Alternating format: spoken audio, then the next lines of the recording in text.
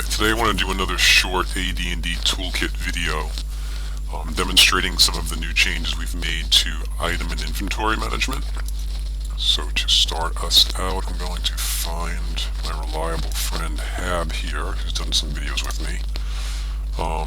First thing would be, so recently, well, let's start originally. I had two storage areas. The backpack, which is everything you carry on your person, and then storage would be your permanent storage, like your home or a bank. And I've added recently a mount to that, which can be used as a personal mount, like a horse that you're riding, or if the party is sharing, say, a draft mule in a cart, you can transfer things from your backpack onto the mount, which means it's accessible to you throughout your adventure, but the weight of this material is not calculated into your encumbrance or your movement rate. The weight is calculated for the mount, and the Dungeon Master would have access to the party's aggregate weight if it's a cart that they're sharing. Otherwise, on the player character sheet, which I'll show you in a minute, each character has the weight for their individual mount. And you can also add coins here to your mount. So this is the character items here that's carried on their person, and we would click Manage to get into the management section. From here you'll see a few changes if you've been using Toolkit. It used to be that to transfer items from your backpack to your mount to your storage, you had to do each item individually, clicking a button. And now I've set it up with a radio button so you can move things en masse. For instance, if we want to move these three items from the mount to our permanent storage, maybe our house if we're visiting home, and then we're going to take the grapnel and the wooden shield, a couple of other items with us on the mount, I can swap them, and you'll see they've changed here now.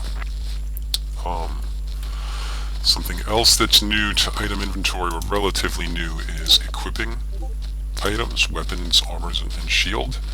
The reason for that is many, but one of them is, for instance, the power of Toolkit is that all of the characters within a party, all of their data is read into the tools or modules that the Dungeon Master uses. And so, for instance, they have all kinds of statistics on the party that are auto-calculated to speed things up. So I have weapon speed factor for each character, as well as a party's average weapon speed factor in case I'm doing some kind of tie break for initiative, say. And so we determine what those weapon speed factors are by the weapon that each party member has equipped. Similar type mechanics work for armor and shields too when doing armor calculations and so forth.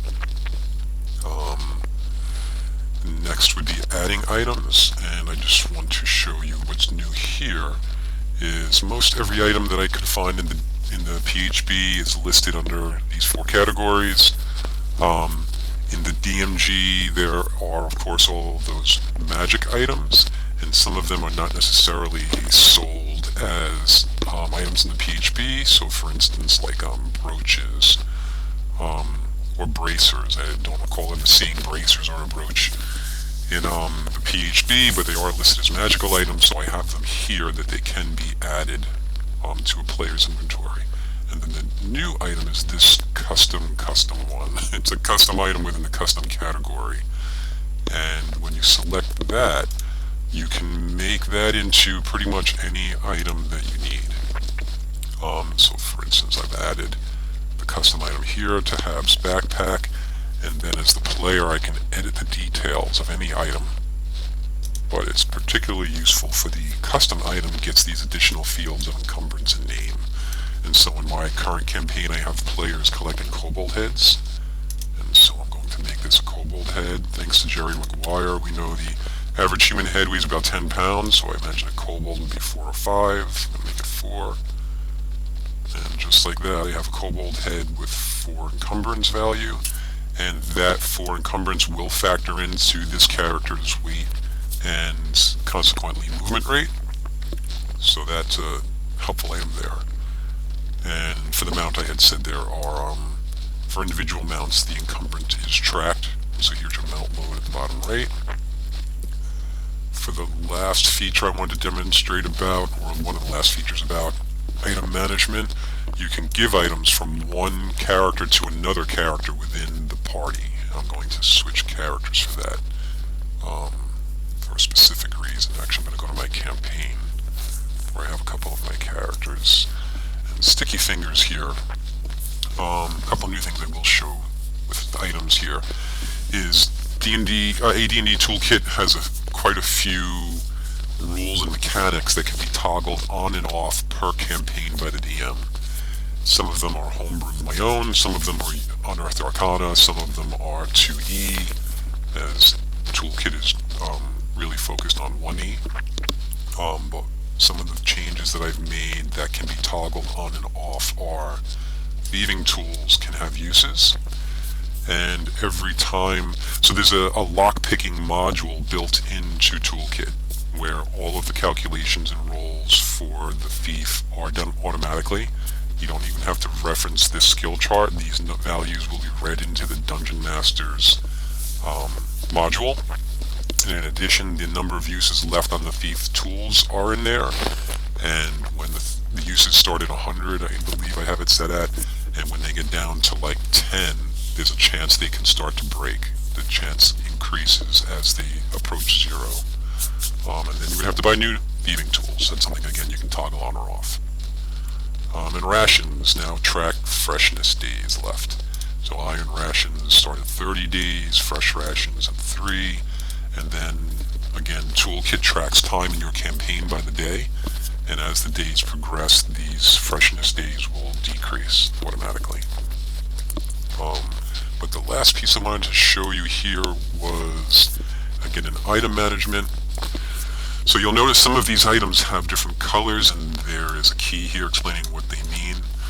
That a Dungeon Master can go into any character sheet. So right now I'm actually looking at Sticky Fingers, his item management, as the Dungeon Master, not as the player character. So this is the access that the DM would have. It looks very similar to the player. But when you see an item in this gold value, that means the Dungeon Master has assigned a custom value. So this is a gem here that Sticky Fingers picked up, and I secretly added that it's got a base value of 500 gold to it. The player's not privy to that. The player won't see that information. This will not be gold on their character sheet, and the 500 gold is not reflected here, but the value is calculated when it comes to selling time. Toolkit has shops built into it where you create the shops, you create the rates that they want to buy and sell at, and then it takes the base value, which for this item would secretly be 500 gold, and it'll calculate a percentage that you come up with of that 500 gold to sell the item to the player for. And then Toolkit would automatically take that gem out of Sticky Fingers' backpack and deposit the coins into his backpack. But so the gold print is when the DM assigns a secret value. If it's this light teal color, that's where it's a magical item that's been identified by the player. And if it's this dark teal, it's magical, but only the Dungeon Master is privy to the fact that it's magical. So identify spell hasn't been cast, the item hasn't been used yet, so they may have no idea that it's a magical item. And I can demonstrate that here. Let's say this long sword, for instance, as the Dungeon Master, if I edit it, you'll see the Dungeon Master has a gold submission form with a few extra fields here. And so most of the magic items I could find throughout the DMG and so forth, I've entered into the database in Toolkit, so you'll see they're pre-made. You can, of course, edit any of these manually if you just want to type details in, but otherwise, for ease and convenience, you can look up anything that exists in the DMG and select it. It'll then populate the details. Now these are what will display on the inventory sheet. The price, the gold value, is also submitted here, and all of this information will be secret to the DM only, unless you check this reveal details to player checkbox. And so you would come back to this form once the item is identified and check that box and submit it.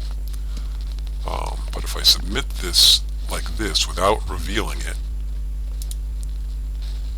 you'll see that the sword is now in that dark teal color, which means I, as the DM, know this is magical, but the player does not. But all of its value is here. The gold value, its properties, and so forth. So, what that leads me to is the last piece I want to show you. In item management, is if Sticky Fingers wants to trade this long sword, say, to a fighter within his party, like my buddy Warduke, I select Warduke. Once I've selected him, I can now give him any of my items, any of Sticky Fingers' items. And here, I'm going to pass along this long sword. And when I do that, I'll now go to Warduke's inventory. And you'll see the long sword is now here, and it's in teal because it's retained those values, the magical value, the gold value that the DM had submitted, and still the players are not privy to it. So I always, of course, tell my players, when you trade something to somebody else in your party, use that feature so that all of the attributes go with it. But that's about it for item management. I hope this was a helpful video, and soon to put out more.